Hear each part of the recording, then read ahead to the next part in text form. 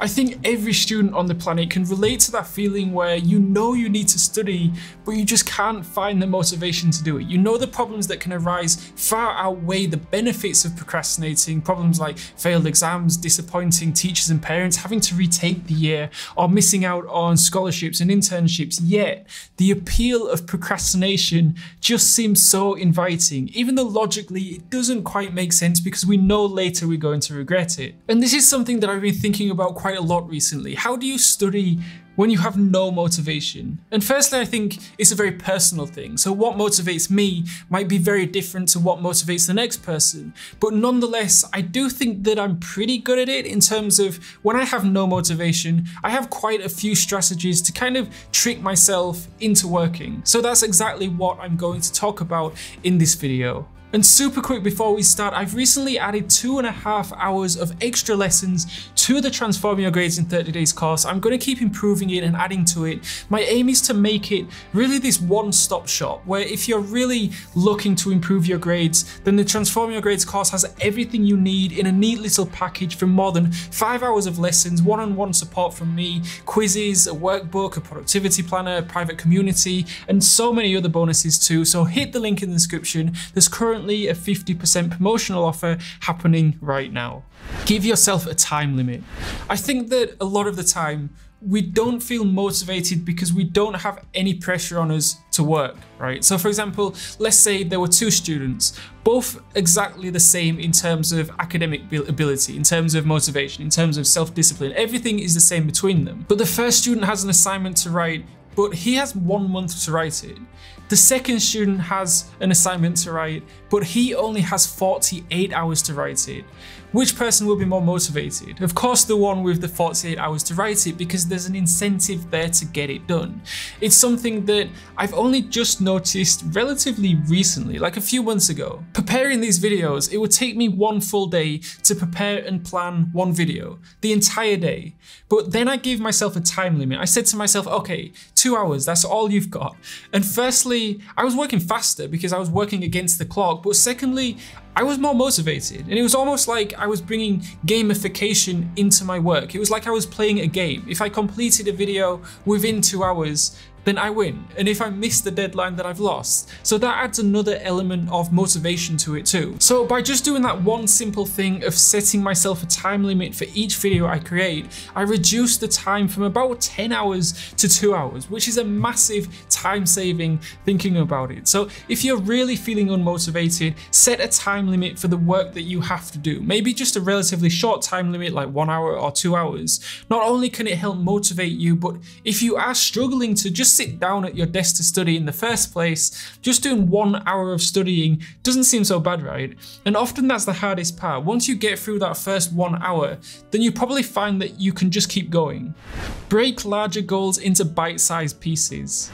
I know if I have a massive task to do that maybe I don't particularly want to do, then that's when I'm at my most vulnerable to procrastination. So at university, I know if I had like a 10,000 word assignment, actually starting that assignment, because it's such a big assignment, would take a lot of self-discipline. But after actually starting it, it would be a lot easier to then write the rest of the 10,000 words. It was like the first 50 words were the hardest, and then the other 9,950 words weren't so bad. So I kind of tricked my brain by saying to myself, okay, just write 100 words. That's it. You've just got to write 100 words and then you can go and do whatever you want to do.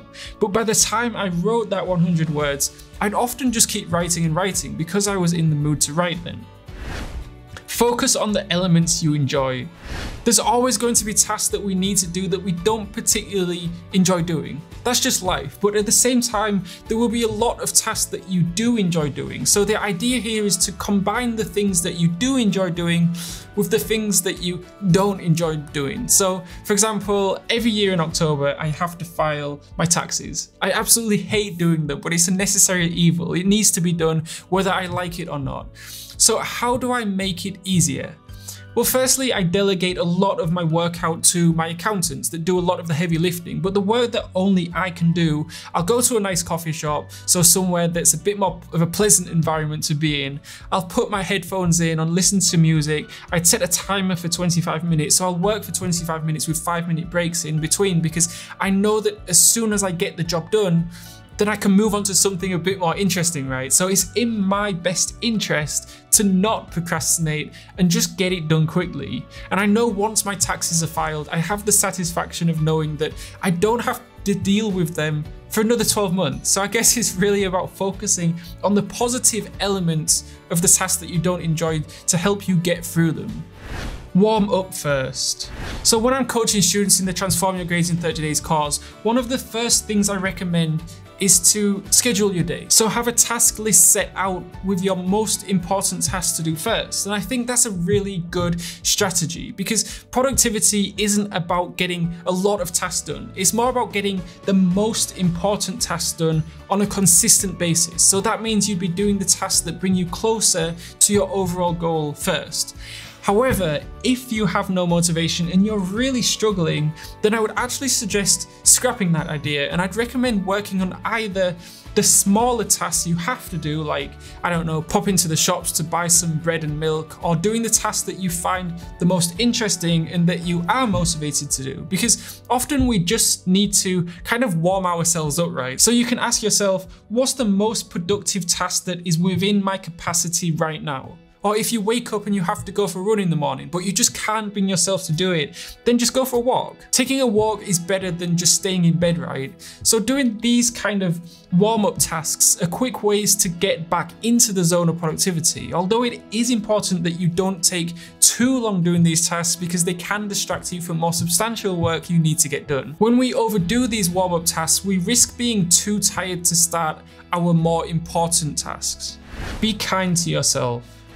Sometimes if my day just doesn't go as planned, for whatever reason, I might have been feeling tired, there might have been a lot of things come up that distracted me. So if I really have no motivation by the time it comes to like late afternoon or early evening, then sometimes I'll just write the whole day off. So these days are actually factored into my monthly schedule. So at university, I studied 7 days a week, and that was 8 hours every day from Monday to Saturday. And then on Sunday, I'd study for just 4 hours. But at the same time, I told you that I treated university like a 9-to-5 job, right? But even with 9-to-5 jobs, you don't have to work 7 days a week, right? Usually you just work Monday to Friday and then you'd have the weekend off.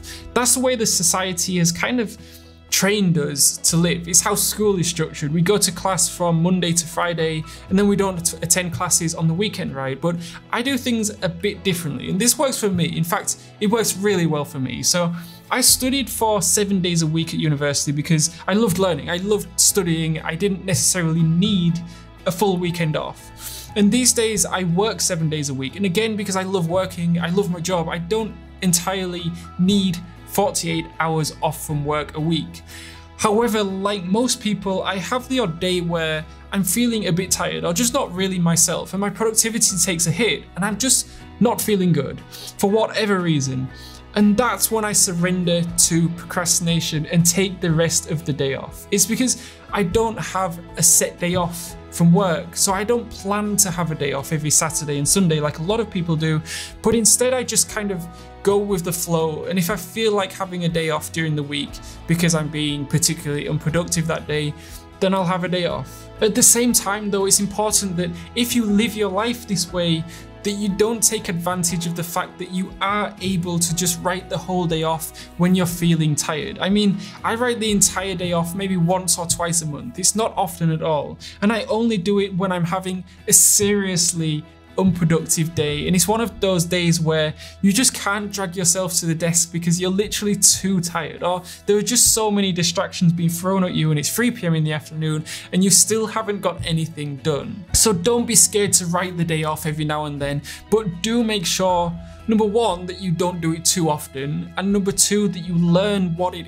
is that's making you unproductive and you don't allow it to happen the next day. This is really important when it comes to mental health. This idea that you should be pushing yourself when it comes to productivity to try and complete as many important tasks as you can throughout the day, but without pushing yourself so much that it's negatively affecting your health. And if you still need help with how to get work done even when you really don't want to, I made a video called How I Stay Productive When I'm Feeling Unmotivated. You can click on the card on the screen. Alternatively, I made another video which is a bit different to other videos called How I Lost All Motivation and How I Recovered, because that's actually happened just a few months ago.